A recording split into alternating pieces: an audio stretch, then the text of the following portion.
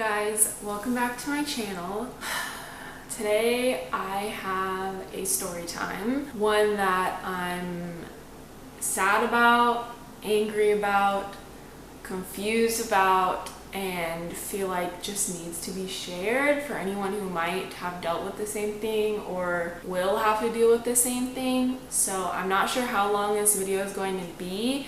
I have like notes written down of everything I want to say, so I make sure I hit all my points. So this could be really short if I talk too fast, or this could end up being really long. I don't know, but let's just hop into it. Okay, so I briefly got into this on Twitter just to like get my emotions out because I was so frustrated. So I do have a thread on Twitter about the situation, so some of you have probably already heard about it. And then I posted on Instagram, but I didn't really give details. So anyways, pretty much all of you guys know, if you've been on my channel for a while, that we have a dog. His name is Spike. He's a pit bull bulldog mix. He's like 75% pit bull and 25% bulldog. And I will just insert a picture of him so you can see if you haven't already seen, or he might be in the thumbnail. I don't know, I haven't made it yet. So yeah, he is a pit bull and we've had him for 9 months now. We got him in May. So May, June, July, August, September, October, November, December, January, February. 10 months now we've had him actually, and we never had any issues with him as far as complaints or anything. He is a restricted breed in our apartment complex. Pretty much every apartment complex, pit bulls are a restricted breed, as well as like German Shepherds and Rottweilers and just those dogs. So going into it, we knew we were getting a restricted breed dog, and we kind of just overlooked it because we wanted to rescue him. He was with a different family and they needed to get rid of him like immediately, and we were worried that if we didn't take him, he would have gone to like the pound or something. So that's why we was like, oh, we'll take him, like don't worry about it. So we took him in, and like I said, we have had no issues with him. People who live in our building have seen him and have like been scared of him because he's a muscular pit bull. He's like all black, so that makes him look scarier. He just looks like a scary dog, even though he's like such a sweetheart. But we've never had any complaints or anything about him until recently. So before I get into the actual situation, I'm gonna give you guys some previous stories of how Spike acts just like as an everyday dog, just so you can kind of get a feel for him. So I would say back in probably August of last year, I was walking Spike out around like the little square we have out here, because we don't have a yard, there's an apartment complex. So every time he has to go, I have to like walk him. So I was walking him around to go to the bathroom, and one of our neighbors came out of her apartment, and when he sees someone outside, he gets really excited and he tries to go for them, but since he's like on a leash, it like makes his hind legs like go up, or his front legs go up, so he looks like he's like standing and he's like choking himself because he's just excited and wants to go see that person. But like we don't let him because people are scared of him, so we're not gonna like let him walk up to them, you know. Anyways, he was still wearing the collar that we had gotten him with, and I have a feeling it was the collar he had just always had. So he was like a little over a year old. The collar was old, and from the way that he pulled, he actually broke his collar and ran up to our neighbor. And I was nervous just because like he's never been outside without a leash. I didn't know how he would react to a stranger, and he was barking at her because dogs bark, it's what they do, but he didn't like hurt her or anything. He was like sniffing her feet because he just wanted to be like, oh, who are you? Let me sniff you. And that was like basically it. And she was panicked, which I understand. I guess she had gotten attacked from a smaller dog in our apartment complex like days beforehand, so I can understand her fear. But the point of this story is that Spike ran free from his collar and his leash and ran up to a stranger and did not cause any harm or anything. So like that just goes to show you that pit bulls are not an aggressive breed. It's all about how you raise them. But anyways, that's just a preface. So another thing about Spike is whenever someone comes even near our door, like out in the hallway, he's barking and he's growling. That's called being protective. For those of you who don't know or who think pit bulls are an aggressive breed, or any dog for that matter, if they're barking and growling in their own home, they're probably being protective over their environment, their space. So Spike knows this apartment as his area. He knows the outside of this area as his area because he walks that multiple times a day. It's where he uses the restroom. It's considered his area in his mind.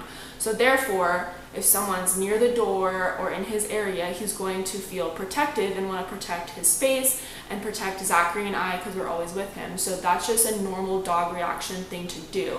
It's not something only pit bulls do. It's not something only big dogs do. It's just a dog thing. So like if someone was to come over and they like rang the doorbell, he's going to go crazy. He's going to go insane. You're going to think like, oh my God, he's going wild.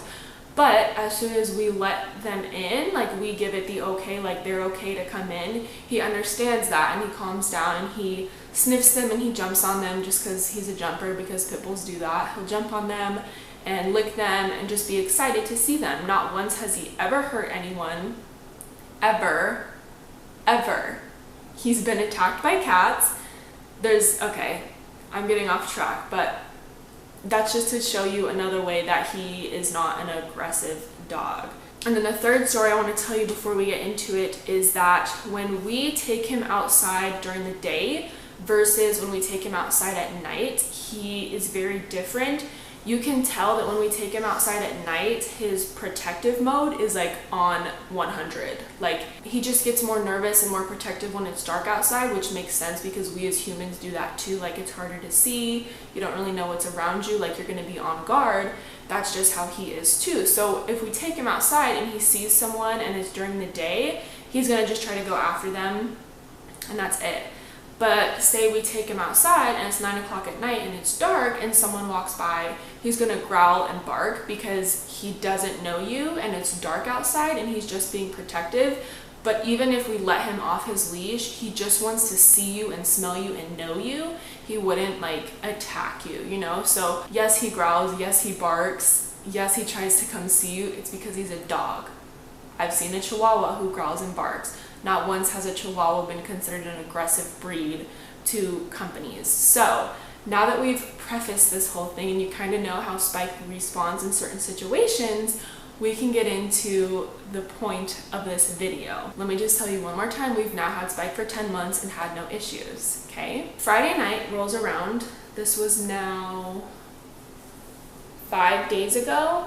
It was Friday night, it was 5 p.m. Zachary and I were making our grocery shopping list. We were getting ready to head out and I get a phone call from an unknown number and I pick it up and she said something like, "Hi, this is so-and-so from blank apartments." I should probably tell you where I live. And as soon as she said that, my heart like sunk. Like I knew that something had happened and I was just like so surprised because like 10 months and no one found out. And now here we are in February after just renewing our lease and I knew that like something was up. She continued to tell me that they had gotten 2 reports, not 1, but 2 reports about an aggressive pit bull. And she said, "Do you guys have a dog?" And I was so startled and in the moment, like I didn't know what to do. I just said yes. Like I could have just said no, like, "No, that's not us." But like I couldn't get that out. I just said yes because I was literally sitting here like shaking and like panicked and I had her on speakerphone because I knew. So Zachary was sitting there and he was like, say no. And I was like, yeah, we have a dog. Like I just couldn't, that was all I could get out. And she was like, okay, well, you're not paying for the dog, which obviously we know we're not paying for the dog because we know he's restricted. So we know he wouldn't be allowed. So yes, we do have him here for free. But pet payments are bullshit anyways, just to throw that out there, just saying. So anyways, yeah, basically, and she was like, and pit bulls are a restricted breed because they're known as an aggressive breed. And I was like, okay, because they're not, but I was not about to get into that. I was like about to cry, like I was on the verge of tears because I was so upset. And so she said that they had gotten two reports about an aggressive dog who was growling. Okay, so I handed the phone to Zachary because I like couldn't talk anymore, and Zachary was like, "Can you explain to me what aggressive is in your terms?" And she said aggressive is if the dog growls.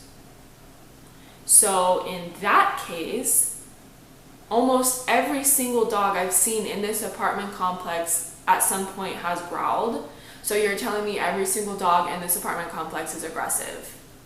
Didn't think so. So anyways, we asked her, okay, well, what can we do? So remember, this was on Friday night, and she said you have until Tuesday to figure it out. So she's giving us 4 days, but 2 business days. 2 business days is no time at all to figure out something like this, because we were like, there's no way we're getting rid of the dog. If we just had to get rid of the dog, that could have taken a couple hours and been done. But I'm not getting rid of my dog just because you think he's aggressive. Like, that's not happening. I've had him for 10 months. He's like the best thing ever. I'm attached to him. Zachary's attached to him. Like, he's part of our family. We're not just going to get rid of the dog because you think he's aggressive. So we asked her what our options were, and she said you can either get rid of the dog by Tuesday, or you can give us a 60-day notice that you're going to be moving out, and you can buy out of your lease, and the buyout fee is $1,900 to buy out of our lease, even though, yeah, but you still have to give a 60-day notice. So you'd have to pay 60 days worth of rent, so 2 months of rent, and then pay the $1,900 on top of that to move out.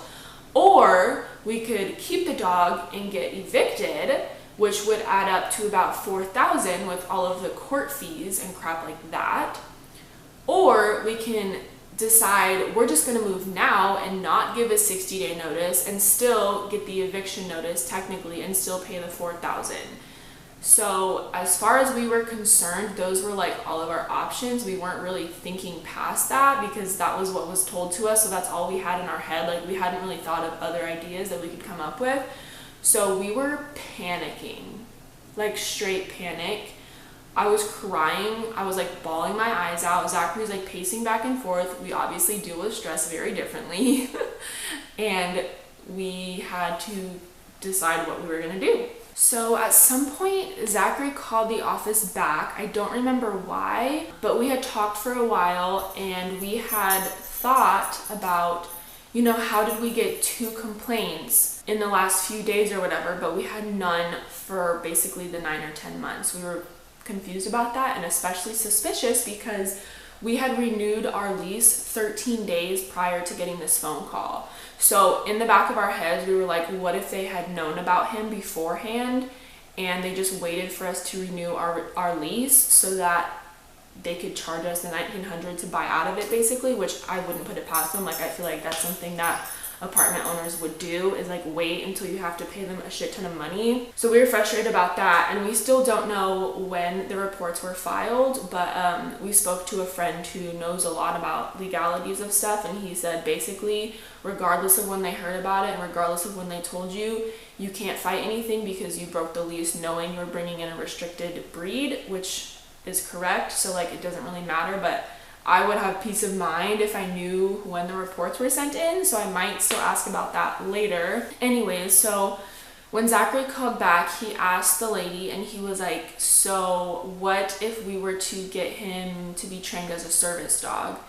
And I was like, that's not even an option because I'm not paying all that money to train him to be a service dog, plus we don't have a medical need for a service dog. But I just let him talk to her because I was like crying in the corner, and she was like, yes, we accept service dogs, but if he continues to growl and we get another complaint, then it's still deemed an aggressive dog and you still have to leave, which is actually incorrect, and she doesn't know her stuff. But anyways, I let Zachary talk to her. So we got off the phone, and we had just kind of assumed like, well, we're gonna have to move. Like, that was what we were deciding. We were deciding that Spike was gonna have to go stay with Zachary's moms for 2 months. Moms, he has one mom. Spike was gonna have to go live with Zachary's mom for 2 months while we finished our 60 days here, and then we were gonna have to buy out for $1,900, and then we were gonna have to find a house to rent because apartment complexes don't allow his breed, and I didn't want to have to go through this like again, trying to hide him at another place. So we were extremely stressed out, and we really thought that was our only option. Like, we were really ready to just spend all of our money and deal with all of the stress of moving and all of that just to keep the dog. And then that's when Zachary got the smart idea to call our friend, and he's a realtor, so he knows quite a bit about like the legalities of leases on apartments and all of that stuff, since like it's part of his job. So we spoke to him. Long story short, he was like, hey, I'm not supposed to tell you this, but as your friend, you can get Spike registered as an emotional support animal, and they basically have to treat him the exact same as they would a service animal. Now, with that being said, I kind of already knew this, but Zachary didn't. So if you guys don't know, I'll explain it really quickly. There's a difference between a service animal and emotional support. So as for a service animal, you have to have an actual physical medical issue in order to have a service dog, because that dog is trained on that one specific medical issue. So for example, let's say I have diabetes. I have a service dog because when my blood sugar drops, he knows and he can alert someone to help me. So that's kind of like a service dog. But with an emotional support animal, it's a little bit different. They're not trained on any specific medical need. They're basically just there for support. So it's mostly for like emotional issues. So like if you have anxiety or depression or PTSD, panic attacks, basically all of those things, just like emotional issues that you have, that's what would qualify you for an emotional support animal. Now, with that being said, service animals and ESA, they both get basically the same treatment. So as far as apartment complexes go, they are not allowed to restrict breeds on special animals, and they're also not allowed to make you pay for them. So if we were to get Spike registered, he would be allowed here and it would be for free. And the only thing is, if he was still like being aggressive and people were still complaining, then they would be able to kick us out, but they would not be able to charge us any fees. So we would basically just be moving out for free, which like I wouldn't mind, like that would be fine. So yeah, so then we started looking into ESA options of how to get him certified. And I had a friend who had to go through the same process with her pit bull at her apartment complex. And she went through some websites. I think it's called therapypet.com. And you spend $150 and you take a survey, you fill out some questions, and those questions get sent off to an actual licensed therapist, and they review your survey. They look into it, they observe it, and they decide if they think that you should qualify for an emotional support animal or not. If they decide that you don't need one, they will let you know and they'll refund you your money. So I'm not worried about the money. But if they say that you do need one, then they will write you a letter or something. I'm not 100% sure how that works, but they will give you some form of certification that you can then give to your landlord or whoever you have to give it to, that shows like you can have this animal regardless of breed, all of that stuff. So we're waiting on that right now, actually. I sent that survey in on that night, on Friday night, and then I got a call from the company on Saturday just confirming that all of my information was correct. And they said it was going to be 4 to 5 business days before I received a letter. So with that being said, today's Tuesday, so it's business day number 2, and Spike has to be out of here by today. So I have work tonight. After work, we're going to take Spike over to Zachary's mom's. I don't know why I'm getting emotional. But we're taking Spike over to Zachary's mom's house tonight after work. And he's gonna have to stay there until we get all the certifications figured out. We're hoping that it'll be quick and it'll be done like as soon as possible, but we're worried that I might not get approved. I do have like very bad past experiences with anxiety and panic attacks. Like I'm fully eligible for an emotional support dog, I would say. But the thing with going through this online is no one actually spoke to me. They just read like my survey answers basically. So I feel like it's very different. So if I don't get approved, we're gonna have to start the process over with a different website, or going to actually see a doctor, which is gonna take a lot of time and a lot of money. So we're hoping we don't have to do that.